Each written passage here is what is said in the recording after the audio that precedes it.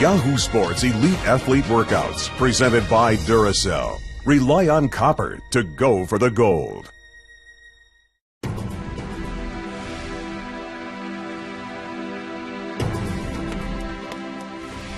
I think the best athletes are people who don't let anything stand in their way.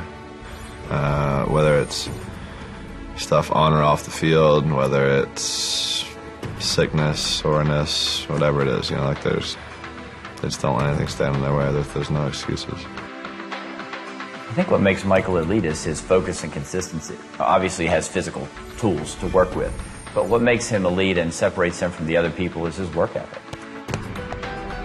He's not doing the amount of aerobic training that he once was, and the aerobic training burns a lot more calories, but also suppresses a lot more testosterone, so he's not getting as big. Now he's doing a little bit more anaerobic, more power, a little more strength. It's just an isometric hang, really working on strengthening his scapula stabilizers. He's engaging his psoas and his hip flexors there. Throwing in a little bit of explosive ball toss, which we're trying to replicate his underwaters on his butterfly kick.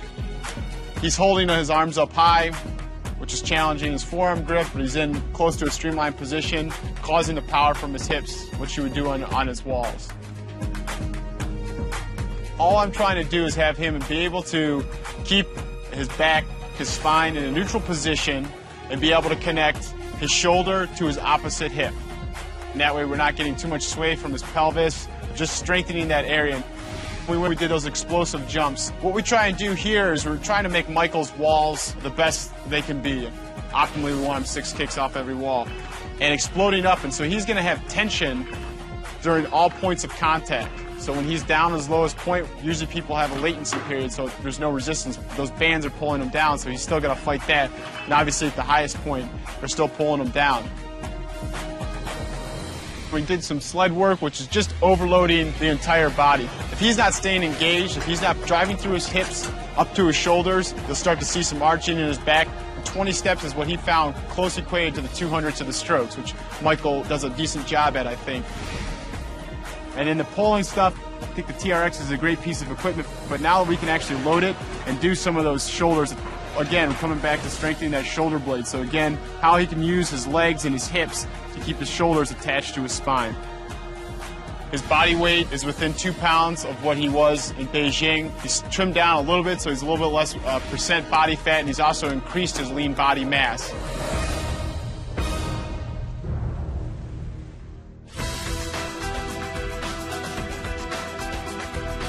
We've taken from building just a tremendous amount of strength leading up to 08. We've now transferred over to a little bit more power, so a little bit more of the Olympic lifts, a little more explosive stuff. The only thing that keeps me going are just goals. I still have things that I want to accomplish before I leave the sport, and until I accomplish them, I won't feel like my job is done. What a swimmer wears in the pool is oftentimes as newsworthy as the physical feats they accomplish between their 2 lane lines. From an athlete's experience, we're always looking for that little edge, especially when it comes to recovery. That's why you're going to find this fascinating to learn, what Michael Phelps sleeps in to help his body repair itself. The better the gear, the faster you run and the faster you swim. Up. It's that little extra bit that makes that big difference. The Under Armour Recharge suit. This is a compression suit that's designed to be worn after a practice, game, or a workout. Helps the body recover. Whether it's when I'm traveling overseas, after a workout, after a meet, I sleep in it.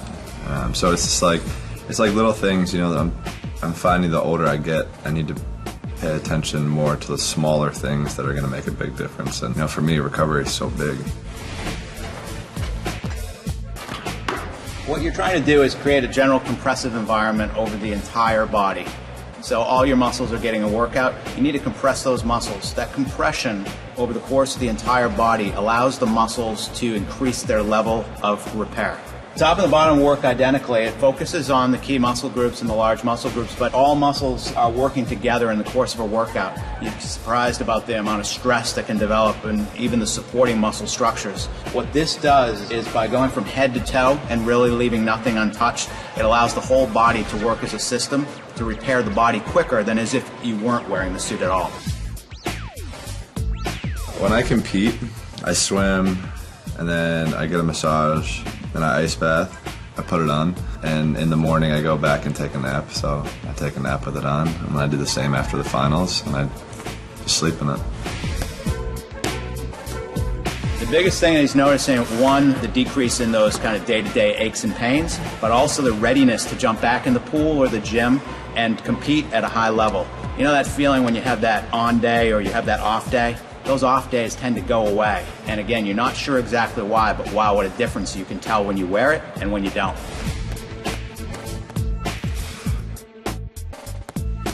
It's part of what I do, so it feels normal to me. And it's comfortable, though. That's another thing.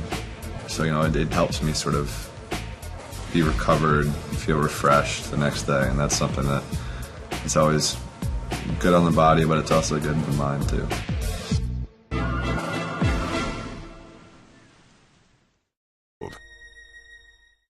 Four years ago, Michael Phelps and his diet hit the headlines, reporting that he consumes 12,000 calories a day. This time around, he says he has more muscle and he's eating less. Up. There you go. Good. Come on. I don't eat anywhere close to what I used to eat. It's toned down a lot, and I probably don't eat as much junk food as I did back in the day. I think the 12,000 calories was a little exaggerated. It sort of grew. You know, I think that we try to educate him as much as we can about nutrition, but that's a piece of the puzzle that he basically takes care of. If I want something, I eat. If I want this, I eat that. I don't have a specific diet. I'm trying to keep weight on and just maintain weight. I think that's hard enough. I'm trying to get everything that I need in a day is challenging. I do think he has very good basics in terms of getting all the nutrients and vitamins he needs. He does take a couple vitamin supplements because we think things like vitamin D we found that he's deficient in, so I think that that's been helpful. But in general, his nutrition is sound. I wouldn't say it's perfect, but I think it's pretty good. I just think we have to watch his total calories. I'm concerned about him losing weight. What happens is Michael has a very high metabolism, so that if his calorie level does go below a certain level, he starts to lose weight. So we monitor his weight pretty carefully. It's just like a car. You know, if you put high performance fuel in there, you're going to get a better performance out of your car. I guess with age, I've been able to learn just a lot of stuff, you know, from other people or, you know, just trial and error. It's true. The higher octane fuel you put in your system, the faster you go, the better you perform.